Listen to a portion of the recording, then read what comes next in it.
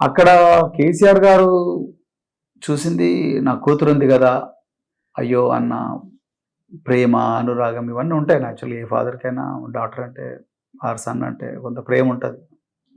So, అక్కడ చూసింది రాష్ట్ర ప్రయోజనాలు, పార్టీ ప్రయోజనాలు, పార్టీ భవిష్యత్తు, అదేవిధంగా దేశ ప్రయోజనాలు. వాటిని దృష్టిలో పెట్టుకొని ఆ నిర్ణయం తీసుకున్నా అనుకుంటాను. నిజంగా మీరు చెప్పినట్టుగా దేశ చరిత్రలో చాలా అరుదుగా జరిగింది.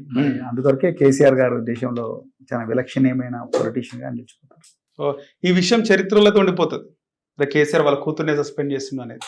కూతుర్నే కాదు, గీత దాటితే ఎవరినైనా చేస్తాడనేది కూడా అందరికీ తెలుస్తుంది. చాలా మంది చేయరు.